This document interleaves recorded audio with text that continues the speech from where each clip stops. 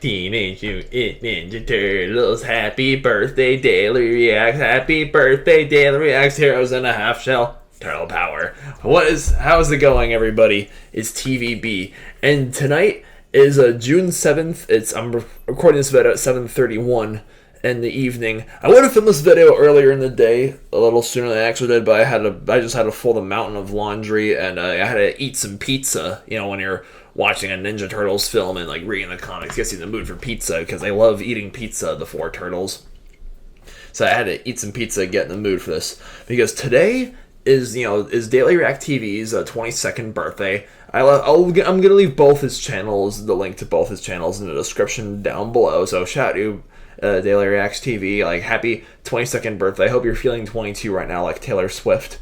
And yeah, he asked me like, hey, for my birthday this year, can you make like either like review the 2012 Ninja Turtles animated series on Nickelodeon, or something along, or review the Last Ronin graphic novel, which I have right here. And I told him this, okay, so for your birthday present, I'll review the 2007 TMNT film, the animated one. That goes very overlooked by most people. And I'll get a copy of the Last Ronin, and like I bought this on, the first day of June, right? And I was like, okay, so I have like a little less than a week until Daily's birthday. I'm just gonna read as much of it as I can until and give it like both my first impressions on the graphic novel as well as the review for 2007 Ninja Turtles film. But, I was on a vacation this week. I flew out to San Francisco to see my friend Gotti. And on both my flights, like to San Fran and from San Fran, I'm not joking, I read this whole thing. Including, I got a director's cut, right? Which, if you have the extra, like, $20 to spare, I think it's worth it. Because, like, you have the whole story, right? And you have all this, like, concept art in the back of it. So it's like, there's this, and there's that, and like all kinds of like early like in development scripts for all the different characters, all kinds of good stuff like that. But you know what? What's a birthday present without it being a little bit of a surprise? So yeah, tonight, Daily, I'm giving you the full main course. So my review for the Last Ronin graphic novel, as well as like my review on the 2007 TMNT film. And here's your guys' warning right now. This video will contain a lot of spoilers, both for Last Ronin comics and for the TMNT 2007 film, which I remember watching the 2007 TMNT like once when I was a kid. I was kind of blown away by how dark it was for a Ninja Turtles film. Like the scene when like Leonardo's in Panama, or actually I think it's Costa Rica, just in exile, and like the cartel shows up. And that their evil like fat guy is like going through like the machete, like show yourself, and then like Leonardo jumps down from the trees and unsheaths the swords, and just cuts away to the bad guy screaming and birds flying while Leonardo just killed him. Yeah, in defense of PG and PG-13 films compared to R-rated films, which yes, The Last Ronin is getting an R-rated like film adaptation coming pretty soon. I'm so psyched for that. And I remember watching that scene in the 2007 film when I was a kid and being like, oh man, so, see, with R-rated films and TV shows, like The Walking Dead, for example, like, when the walkers is piling up on dudes, just eating them while they're still alive, yeah, it's bloody and gross, but all the details are just there, right? Doesn't really leave any room to the imagination. Now, in PG films or PG-13 films, when the camera cuts away from the gory details, it forces you to imagine in your head, like, what it looks like. And as a kid, I just imagined Leonardo with his dual swords, just like slicing every one of that dude's limbs off and cutting open his belly and spilling his intestines and like slitting his throat, just turning the guy into like human sashimi or something like really, really gruesome like that. But anyways, and then it cuts back to like being like April O'Neil being, the archaeologist that she is. She goes down to Costa Rica and like finds Leonardo and brings him and talks him back into coming back to New York, where his three brothers have kind of gone their own ways. Raphael, is the night watcher, and Michelangelo is like a kid's entertainer, and Donatello works for an IT company from home, and Master Splinter is voiced by Mako Iwamatsu, who also voiced Uncle Iroh in Avatar: The Last Airbender, the animated series on Nickelodeon. Rest in peace, legend. We miss you very much. And it's funny because Splinter totally sounds like if Iroh was a talking rodent instead of a firebender, like for real. And Chris Evans plays as Casey Jones, who, as we all know, is April O'Neil's boyfriend in this film. They work together and do funny stuff like that. I think the most interesting part about the 2007 film, like, one, the animation holds up really well, especially for like a 2007 film. And as a kid, I remember being really entertained by the action scenes and the monster designs. The 13 monsters that come out of the realm that the main villain has to like close the doors on. Yeah, or that he goes for immortality and like unleashes a whole bunch of monsters and stuff like that. Like, one thing I do agree with the critics or so, because this film only has like a 36% rating on Rotten Tomatoes. I'm gonna take more on Daly's side on this one. Like, I don't love this movie as much as some people who hail it as being an underrated masterpiece say that it is. Like, it does have its issues. Like, the narrative can be pretty difficult to follow in a few scenes, if you ask me. And, Leonardo is kind of a hypocrite because when he comes back to New York, he's really mad when Raphael is being a vigilante with a whole Night Watcher persona. But then again, he was kind of being a vigilante himself in Costa Rica by, like, fighting local authorities in that part of the world and giving to the poor. You could argue that. I just like a plot hole that like a lot of people have noticed in the film. But aside from those like obvious issues, I think the film is overall very well done. It's pretty brief too. It's only like an hour and a half, so like if you just need like a good time killer, this film has got you covered. And again, great action scenes, and also probably the best I've ever seen Raphael. He's the only character that really has like a complete arc, because he's always been like the hothead one, always like trying to be rebellious towards Leo's leadership, and that the two are always butting heads and whatnot. This film kind of takes that to the best. Like the whole like when Leonardo's just so fed up with Raphael after finding out that he's like the Night Watcher, they have that fight. Oh my gosh, the animation was flawless. But yeah, this I'm really glad that the later films like Mutant Mayhem that was released almost a year ago like have sort of moved away from that plotline, even though they keep Raphael's like feistiness, and Shredder's not the villain for the dozenth time already, because we've got enough of him both like in the older TMNT films from like the 90s and Shredder in the Michael Bay produced Ninja Turtles films we got back in 2014 and 16.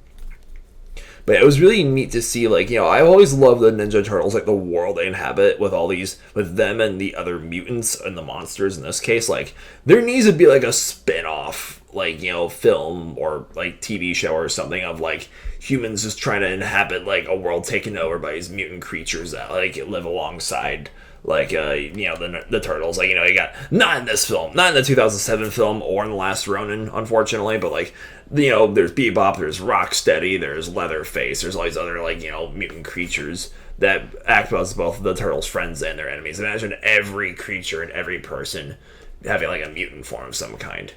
Yeah. But anyways, 2007, TMNT, I will give it a 7 out of 9 stars. It is a really likable film. Like, I think if you're... I kind of want to collect all the Ninja Turtles, like, films, like, on DVD, so I think this would be a worthy entry in my DVD collection. Now, The Last Ronin, like I said, I'm not too sure when the live-action film for this masterpiece is coming out. If it is coming out next year, though, it's gonna be my most anticipated movie of 2025, so spoiler alert for top 9 weeks, it's coming up this January of 2025. That's going to top the list. If it is coming out in 2025, that is. But anyways, yeah. This book is basically the Logan of, like, Ninja Turtles comics. Like, with Hugh Jackman, having his last route as Wolverine. Yeah, this is what this comic feels like. Again, like I said at the start of the video, there will be, like, spoilers, for the Last Ronin comic in this video. And yeah, this book was published... back in, like, 2020, I believe. Or, like, it has, like, 5 parts. And it's written in, it's created by, like, Kevin Eastman and Peter Lard and Tom Waltz and some other people. And, like, throughout the book, there's, like, it kind of, like, alternates between different, like, art styles. Like, The Last Ronin has these flashbacks that are like literally the exact same art style from like the old school Ninja Turtles comics from like the 1980s. And the send off, because the Ninja Turtles comics have always been darker than like most of the cartoons, which again the 2007 film was kind of going for that. Just they didn't go as hard as like the Michael Bay produced ones, with the morph suits and motion capture performances. But anyways, yeah, like the Last Ronin, like it's very dark, and I think the film seriously will benefit from an R rating, but it's not super gratuitously violent. There's not that much profanity throughout the book either, and there's no nudity. So like this could have like gone both ways. It could have been like just a hard PG-13 rating, but I'm excited that it's gonna be rated R regardless, because it definitely has its bloodier, more intense moments. Again, just like Logan, this book is sort of like written as if like if the Turtles ever needed like a proper conclusion to any of their story arcs, even though it's not really set in the same universe as the other like Turtles comics are, even though like they're both of the Last Ronin and all the other Ninja Turtles books have been published by the same company. But yeah, this film has so much going for it, just like how Wolverine has a relationship with his daughter throughout Logan, because they're both mutants. The Last Ronin has a very, I think the best part about the Last Ronin, aside from like his whole quest for revenge and all the wicked action scenes coming with that, is his relationship with Casey Marie Jones, April O'Neil's daughter, and Casey Jones's daughter. So it's like throughout the at the start of the book, I was wondering if they ever were going to reveal like which one of the four Turtles Last Ronin was.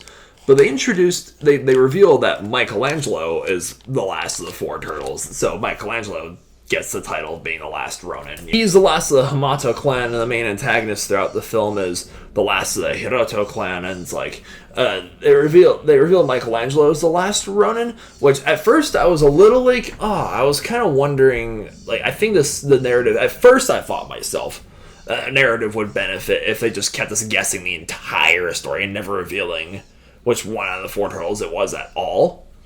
Or, like, just at the very end, like, when he dies or something. But since they did make the reveal early on enough in the book, like, I'm glad they chose Michelangelo. I'm a little biased because Michelangelo was my favorite out of the four Turtles when I was a kid. But since this is, like, supposed to be the dark and serious conclusion to the Turtles and their adventures, it's like, since Mikey has always been, like, the goofiest, funniest, like, least mature out of the four Turtles, his three brothers, Donatello's the super geeky one with the computers, and Leonardo, and, like, is a fearless leader, and, Raphael is the hothead, is always challenging Leo's authority. It's, like, the fact that the least troublemaking turtle is, like, thrown into this situation where, like, Master Splinter, Casey Jones, and his three beloved brothers are all just dead. Like, Casey Jones and Leonardo died in an explosion, and, like, Raphael has this epic last stand, like, fairly early in this film. They go into these flashbacks where Raphael, the size, is shanking a whole lot of Foot Clan dudes, and closer towards the end of the novel, I reveal that, like, Donatello and Master Splinter were both shot down by arrows, like, in Japan for, like, a supposed, like, peace meeting between the Hamato clan and the Hiroto clans. But then, like, the Splinter has his last stand. Where's my ninja sword? Yeah. He unsheaths his sword and just decapitates, like, three dudes all one strike again. It's very bloody because, this comic book is pretty R-rated. But yeah, it was just such an epic final stand. I love how, like, different voice actors have played, like, Master Splinter over the years. Like I said, Mako Yomatsu of Uncle Iroh fame voiced him in the 2007 film, and Jackie Chan voiced him in Mutant Mayhem. So I wonder who they're gonna get Splinter to be voiced by this time with the Last Ronin's film adaptation. That'd be really interesting to see who they pick. But yeah, like, his relationship with Casey Marie Jones is just, it's so, like, well thought out. Like, yeah, it's very well written. Like, he's training her, being her sensei, and she's a mutant too, because, like, April O'Neil and Casey Jones have been surrounded by mutagens, or mutant DNA, or, like, I can't speak tonight. yeah, for so long that their daughter gets increased speed and strength, and she kicks a load of ass throughout the book too. Like her and the other rebels, like as a the main antagonist is a Kirai's son, who also appears in the 2007 film. But like again, another criticism I can't understand about the 2007 film is like, why did what did Kirai have to do in this film? Like she really doesn't do that much aside from being like a secondary antagonist that turns good for whatever reason at the end. But yeah, Karai is pretty tragic because her own son impales her with, again, sort of like Wolverine, the Logan, back to Last Logan comparisons, I promise. Then, he, shanks her, let's pretend this is, the knife glove for a second, has this, liquid armor suit, and, the epic final last stand between Michelangelo and Hiroto was just, it's at the... I'm trying to show you guys pictures a little more sparingly. But, also throughout the book, I open strap to this, when he's... his last flash, his last hallucination with his 3 dead brothers, which kind of threw me off guard at first, when I first started reading the book, because you see, his hallucinations right as the book opens, and he's it's wondering, okay, so this is a flashback, he's just hallucinating them, or is this book, does it take place before, the events of, killing his 3 brothers? I was wondering about that. But no, it's, they're just hallucinations. They get into, a super, heated fight at the end of the book, and they're outside, and then, the Hiroto, electrocutes himself, and yeah, Michelangelo dies, and I was like, oh, man. I felt crushed because I wasn't that surprised that they killed off Mikey at the end of the book. So it's all 4 turtles are now dead. But he has such a Casey and April are super sad over his death. But then you see him be reunited with his brothers and Master Splinter and Casey Jones up in heaven, and it's just it's such a heartfelt reunion. And yeah, so really. And also, the epilogue at the end is April O'Neil. I mean Casey Marie Jones, well, with help from her mother, of course. And, here's the last shot of the book where she's raising 4 new turtles. So it's I hear there already has been a sequel for this, and there are, going to be more books set in this, Ronin verse. I'm really, really, really curious to see, what the direction they're going is with, assuming there's going to be more of these comics. But yeah, there you guys have it. My thoughts on the Last Ronin graphic novel and, the 2007 Ninja Turtles film. I've been really determined I talked about this in my last Schizo Rambling, I'll say it again here. I've been really wanting to do more book reviews on my YouTube channel, put my English degree to use, because, I studied creative writing at CSU, so I can pursue my own, fantasy and sci-fi writing career. So yeah, this film has given me a lot of courage and motivation to keep doing so in my creative endeavors, both with my own personal writing and, drawing pictures on my Instagram page, but as well as, reading other people's works and, discussing it with you guys.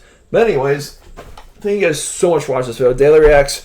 Man, I don't know where I'd be without you in the past 2 years, my dude. Just thanks for everything, for my channel and to yours. I'm still really freaking pissed that YouTube pulled the rug under your main channel earlier this year. But hey, Fumeo no Mai no Shi means death without dishonor in Japanese. Alright, thank you guys so much for watching. Arigato. Have a good night. Stay beastly.